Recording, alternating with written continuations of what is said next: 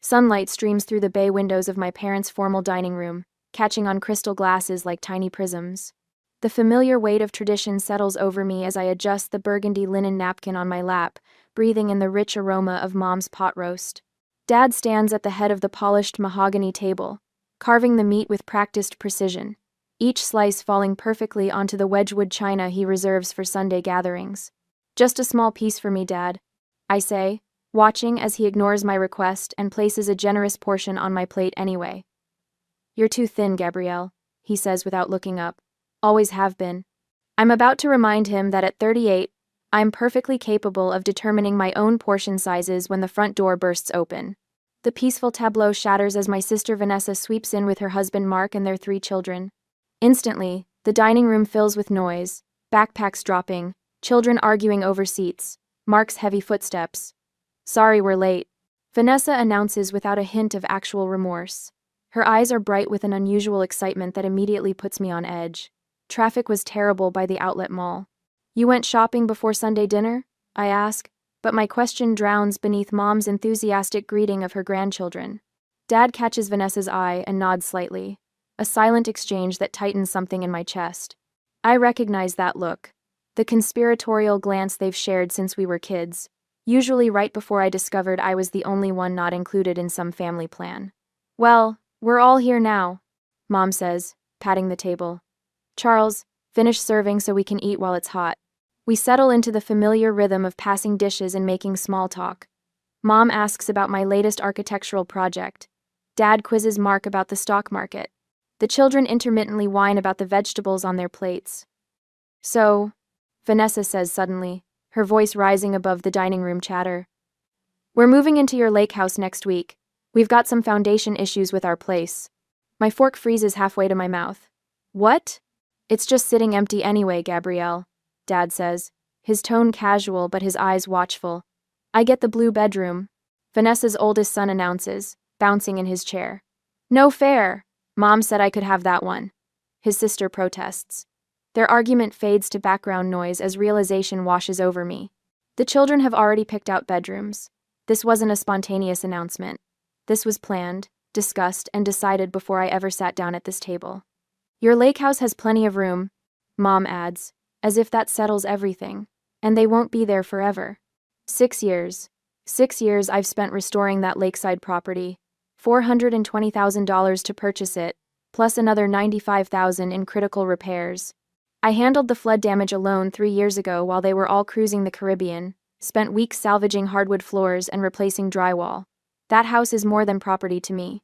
It's the place I rebuilt myself after my divorce, where I learned to fall asleep without checking locks 3 times, where I finally started breathing again. "Family needs to help family," Vanessa says, her voice taking on the practiced cadence of a speech she's rehearsed. "We'd do the same for you." It would only be for 7 months, until the foundation work is complete," Dad adds. Mark studies his plate, uncomfortable silence speaking volumes about his involvement in this plan.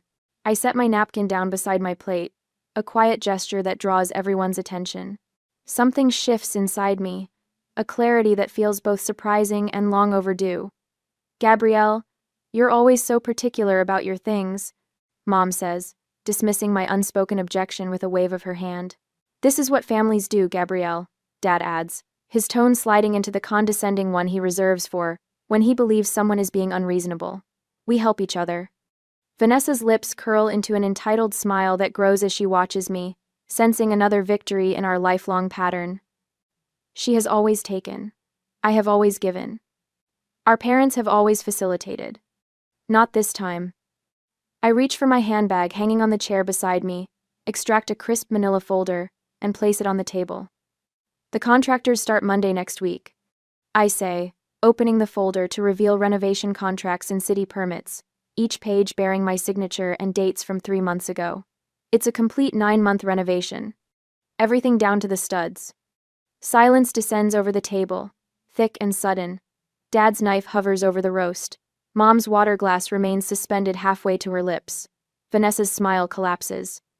I take a slow, deliberate sip of water, surprised by the calm in my hand as I raise the glass. The crystal catches the light, throwing tiny rainbows across the tablecloth, beautiful, sharp-edged prisms that no one else seems to notice. Silence chokes the dining room as I watch realization bloom across my family's faces. The manila folder with renovation contracts sits between us like a loaded gun. Dad's knife remains suspended above the roast, Mom's water glass frozen halfway to her lips. For once, Vanessa's practiced smile has shattered. "You can't be serious," Vanessa finally says, her voice climbing an octave. "We've already given notice at our apartment. Where are we supposed to go?" I take another sip of water, using the moment to catalog the long history of Vanessa's entitlement flashing through my mind. The time she borrowed my car for a weekend trip that stretched to 2 months. When she returned it, the cracked windshield was apparently already like that. The small loan of $3,000 that somehow ballooned to 18 grand, still unpaid 6 years later. The spare key to my apartment I discovered she'd had made without permission when I found her using my shower one day. "You'll have to find somewhere else," I say, my voice steadier than I expected. "The contractors start Monday." "Gabrielle." Dad sets down his carving knife, abandoning all pretense of continuing dinner. His corporate negotiator voice slides into place, the tone he reserves for difficult clients. "Be reasonable about this. Your sister has 3 children. And foundation issues," Mom adds, nodding vigorously. "You can't expect them to live in an unsafe house." "I don't," I reply. "I expect them to find their own housing solution that doesn't involve taking mine." Vanessa's eyes narrow as she exchanges a glance with Dad. I recognize their silent communication, the same look they shared when I was 16 and discovered they'd given away my college savings to fund Vanessa's wedding. The coordinated pressure campaign is so familiar I could script it. "But we've already started packing." Vanessa's voice shifts from demanding to desperate, right on cue. "The moving truck is scheduled for Monday morning." "This will break your father's heart," Mom whispers, reaching for Dad's hand in theatrical solidarity. My phone buzzes on my lap. A text from Miguel, my contractor. "All materials delivered. We're ready for Monday morning, 7 a.m. sharp." A notification follows. "Smart lock system active." Something warm unfurls in my chest. Not anger, not anxiety, confidence. While they were planning their ambush, I was preparing. The security company finished installation last week. The renovation permits are filed and approved. I've done everything by the book. What about storage for our furniture? Mark speaks for the first time, still studying his plate. "We could at least store things in the garage temporarily." "The garage is being converted to a home gym," I say. "Everything's coming down to the studs." "You'll regret putting renovation before family," Vanessa hisses, tears welling on command. I've seen this performance before, at family holidays, birthdays, anytime she doesn't get her way. The tears that appear and vanish with suspicious precision. Dad leans forward, voice lowered. "Gabrielle, this situation could impact certain decisions about the future. The inheritance threat, right on schedule. What about the children?" Mom's voice rises with practiced distress. "They'll be homeless."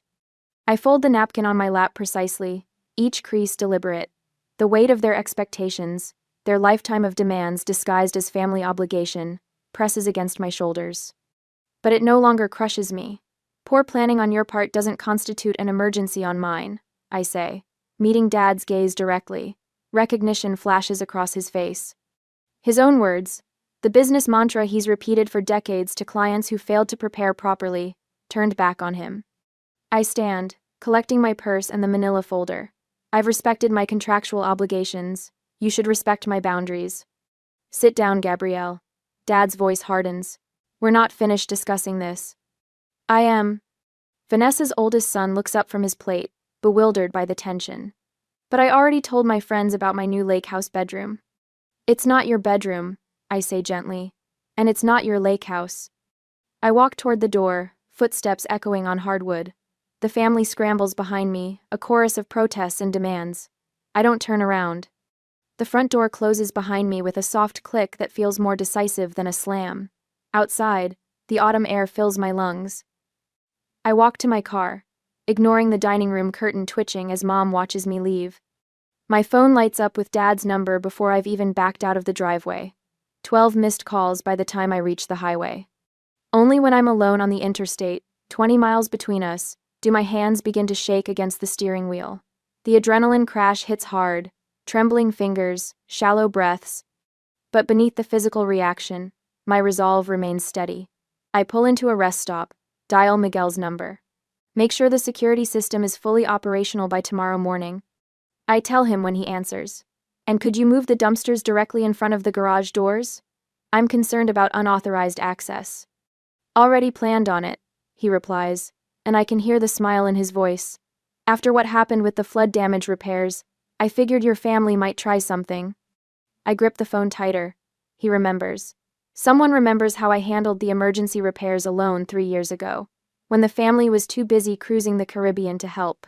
The locks are changed, Miguel continues, and we've got cameras at all entry points.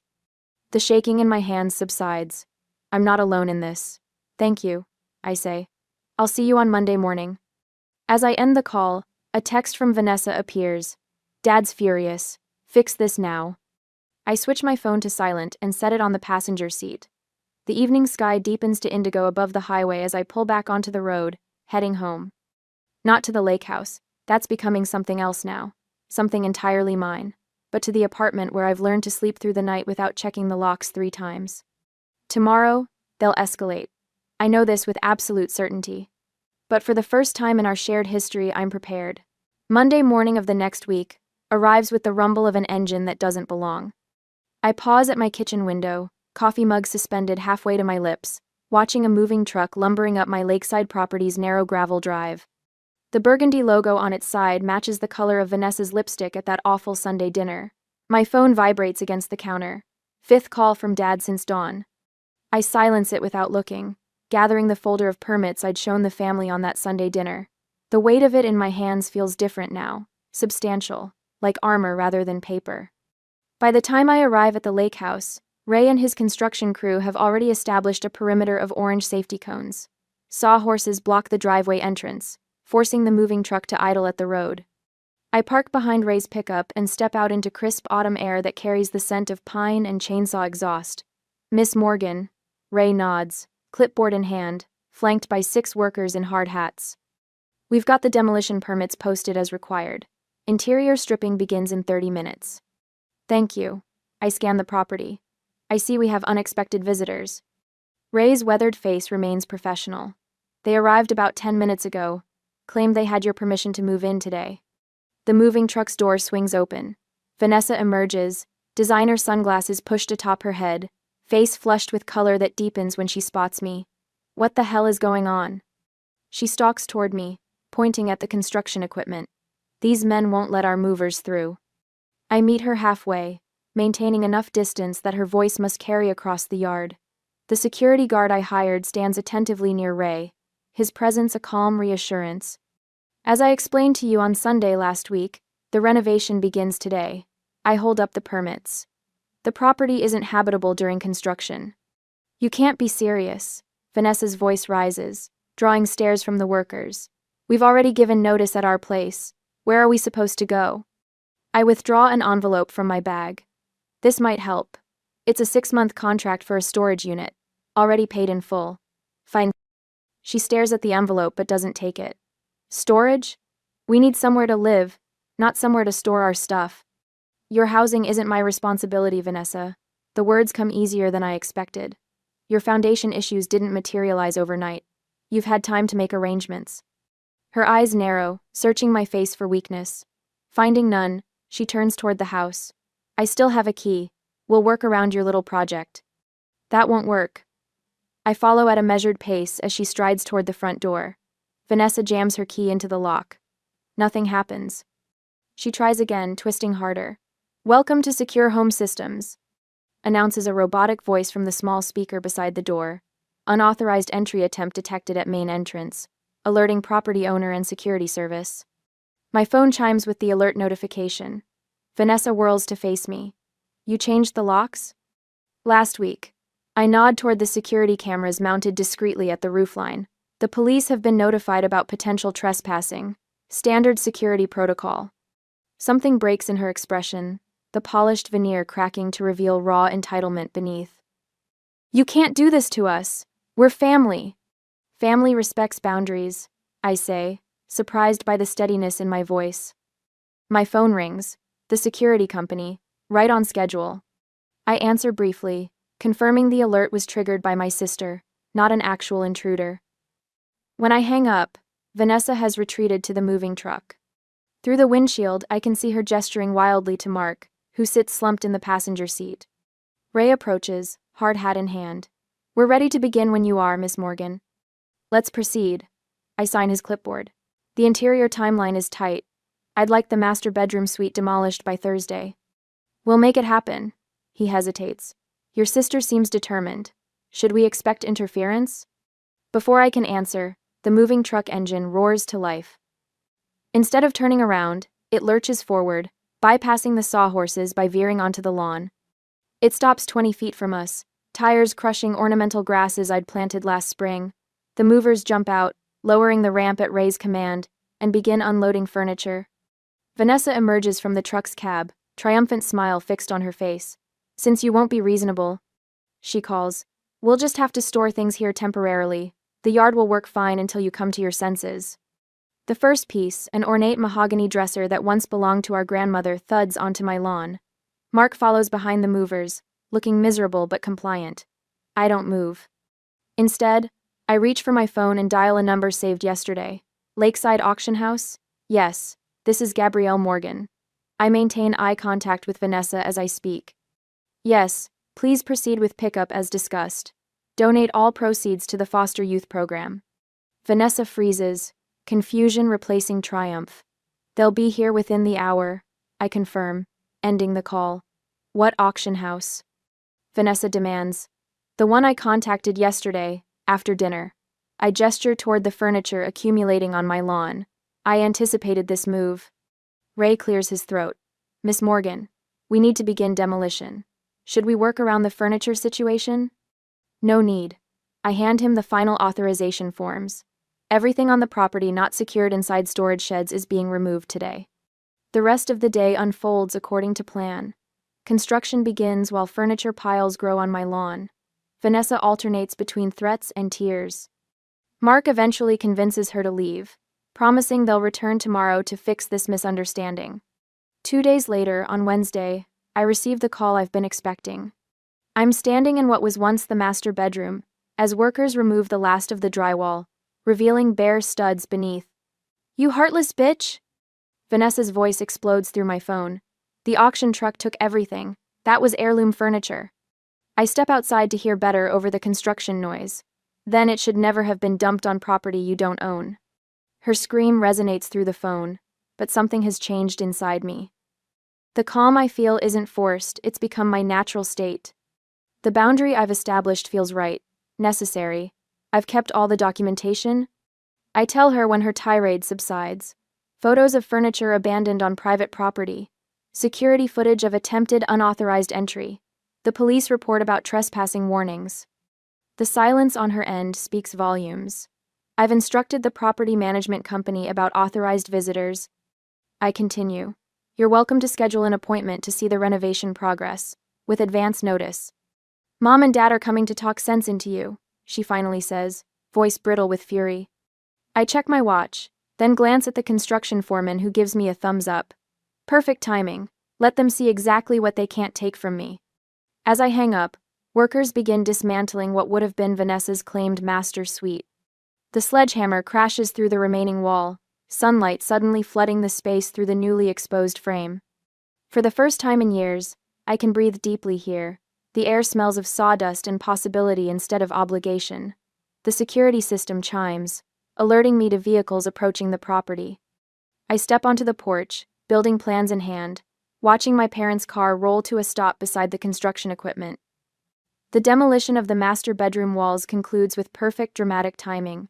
I stand framed in sunlight streaming through bare wooden beams, ready to greet them on my terms.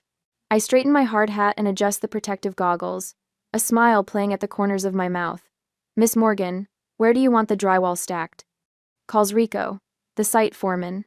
Along the east wall, I answer, pointing toward what used to be my grandmother's antique sideboard. Make sure it's covered if it looks like rain. Dad and Mom emerge from the car like cautious explorers stepping onto alien terrain. Dad's face hardens as he takes in the construction equipment scattered across what was once a manicured lawn. Mom's hand flies to her mouth as her eyes scan the property. What have you done? Dad's voice carries across the yard, competitive with the circular saw screaming through lumber nearby. I walk toward them with measured steps, work boots crunching on gravel. I told you, 9-month renovation, everything down to the studs. They follow me through the front door, and their footsteps falter at the threshold of what once was the living room. Exposed beams, gutted fireplace. Subfloor revealed where polished hardwood once gleamed. This is insanity, Mom whispers, her voice barely audible over the contractor's radio playing classic rock. You've destroyed it. Ah. I'm rebuilding it, I correct her. My vision, my timeline. Dad surveys the gutted space, his businessman's eyes calculating. Gabrielle, this is excessive. Stop this now and we can still make arrangements for Vanessa's family. I laugh, the sound bouncing off exposed studs. That's not happening. His face darkens with a familiar storm. You've never understood family obligation. I can cut you out of the will entirely. The threat hangs in the air. 6 months ago, it would have wounded me, sent me scrambling to appease him. Now, I just nod. You already did, I say calmly, when I refused to co-sign Mark's failed real estate deal last year. Mom gasps. Dad's face drains of color. Vanessa mentioned it during one of her attempts to get money for their down payment. I explain, picking up a set of blueprints from a makeshift table. Said you'd already rewritten the will to protect family assets. Her words, not mine. Mom's eyes fill with tears, the manipulative kind that once would have unraveled my resolve. Gabrielle, please, think of the children. I am, I reply, turning toward Rico. How's the children's reading nook coming along? The built-ins are framed, he answers, nodding toward the far corner. Should look just like your designs. I watch my mother's confusion bloom on her face. For the foster youth program, I explain, the same one that received the $12,000 from the furniture auction. Dad's eyes narrow. Vanessa said you sold family heirlooms. Furniture left on property that wasn't hers, I correct him. The auction house documented everything. Very public process. Mom clutches Dad's arm. Charles, she's made us look terrible. People are talking. I pull out my phone, opening social media to show them Vanessa's deleted posts about her homeless family and the subsequent community response praising my donation. Public shaming doesn't work when people know the truth, I say, returning the phone to my pocket. Dad straightens his shoulders, shifting to negotiation mode. Let's discuss options then. Perhaps we can reach a compromise. I note the change from demands to discussion. Progress, however small. The renovation continues as planned.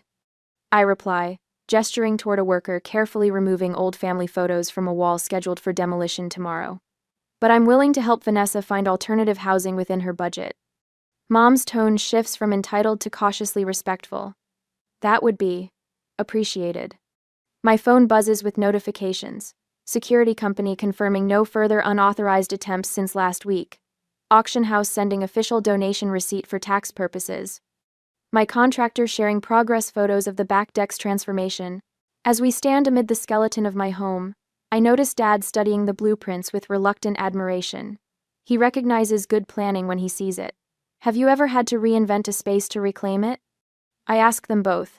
Sometimes you need to strip everything back to build something authentic. Before they can answer, my phone rings. Mark's name appears on the screen.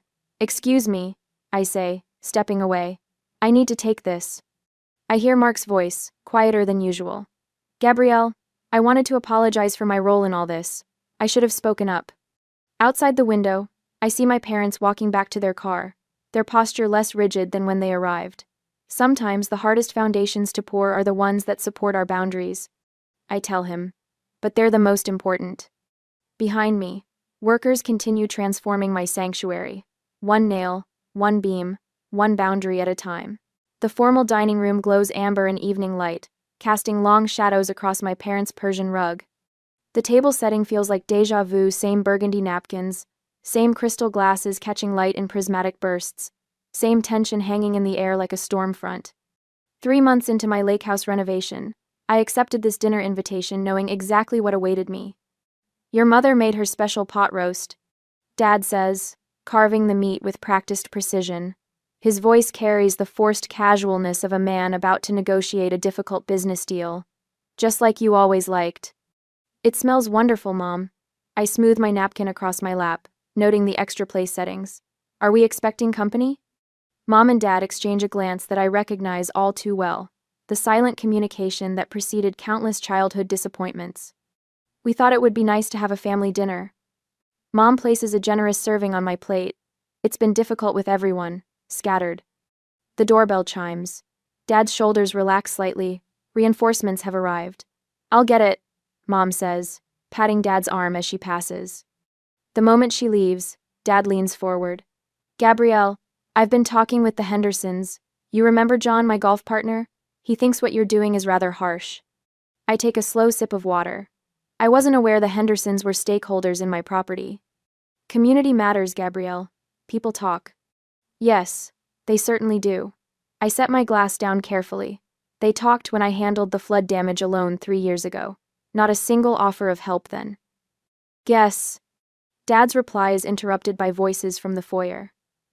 Mom returns with Pastor Williams, our family's longtime spiritual advisor and, not coincidentally, someone whose opinion I've always respected.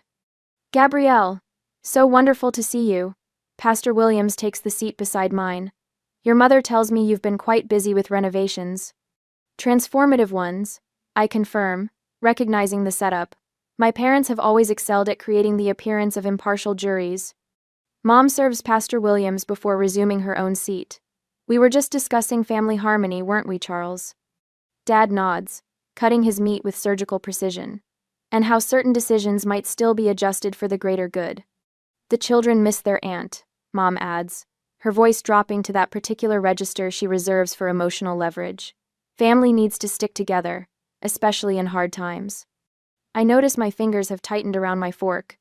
The old pattern unfolding exactly as expected, the united front, the implied moral failing, the quiet suggestion that I am the problem that needs fixing. Speaking of family, Dad continues, the Fosters had to help their daughter's family last year. Opened their home for 8 months during their renovation disaster. Barbara says it brought them closer. The pressure builds in careful increments. Each example, each implied comparison, the subtle reminder of what good families do. I reach for my handbag, retrieving my tablet. I'd like to show you something, I say, voice steady as I unlock the screen.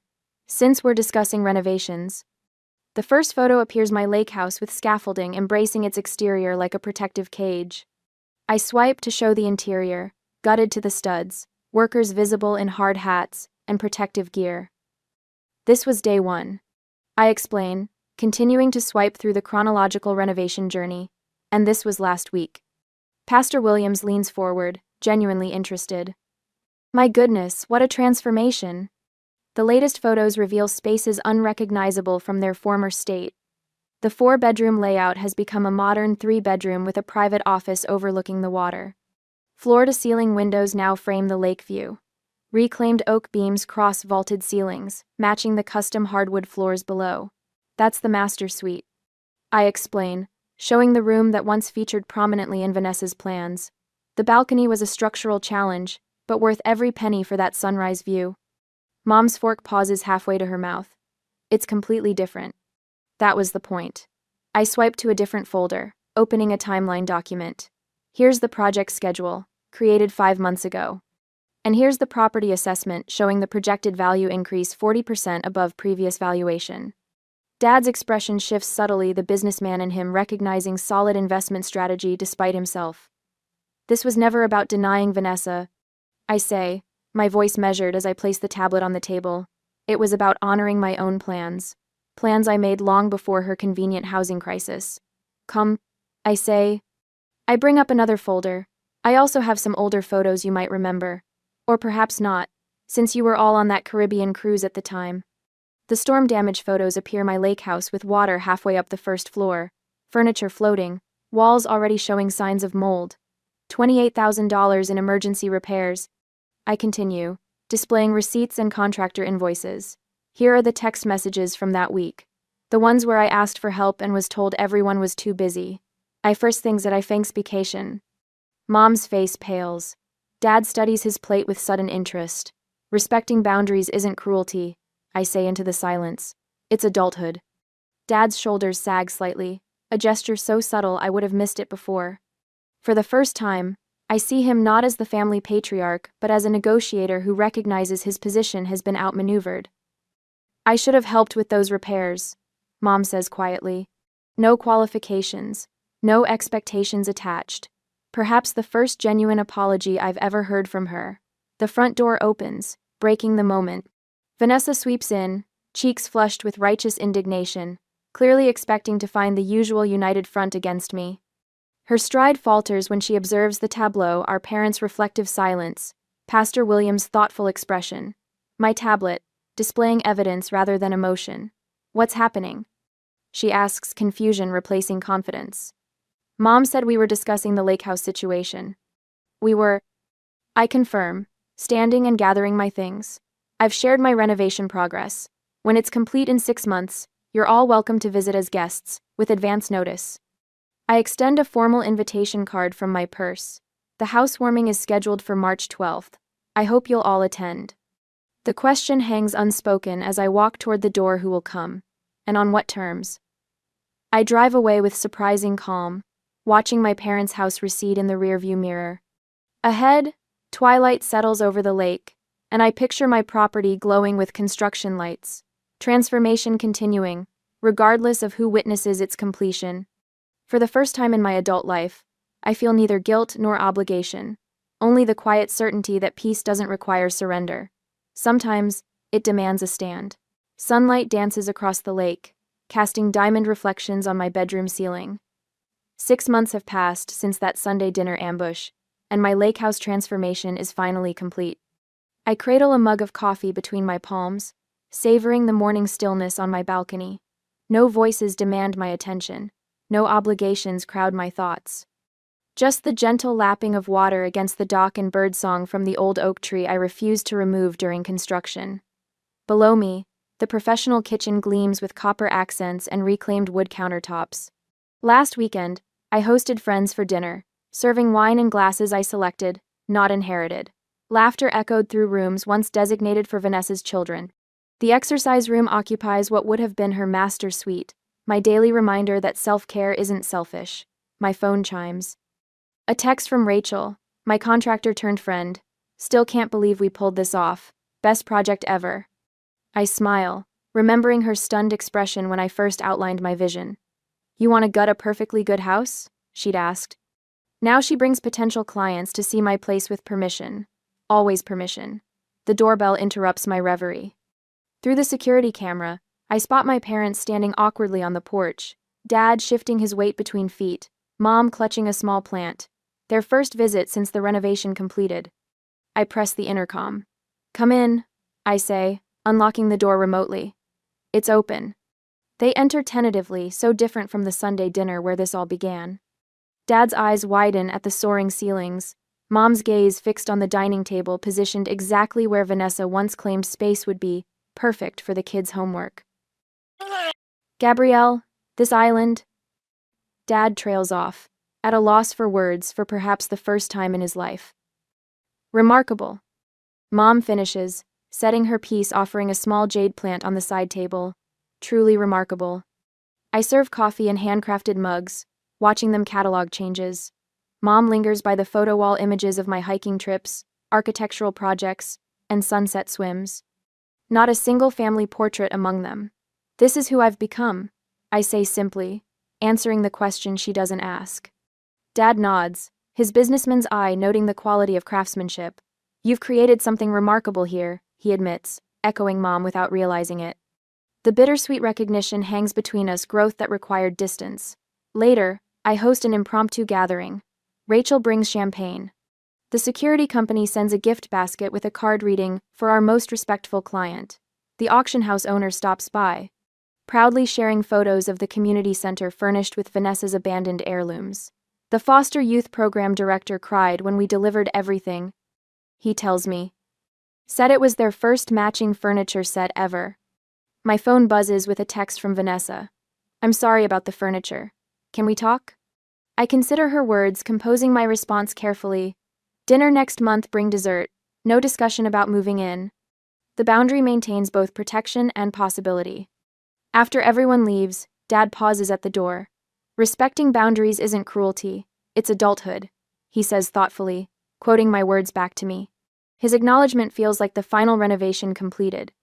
Evening settles as I walk alone to my dock. The sunset transforms the sky from gold to purple, colors rippling across the water's surface. My reflection appears solid, unwavering against the changing canvas above. Peace doesn't mean giving up boundaries, it means respecting them. And in this sanctuary completed by my own vision, I've found both.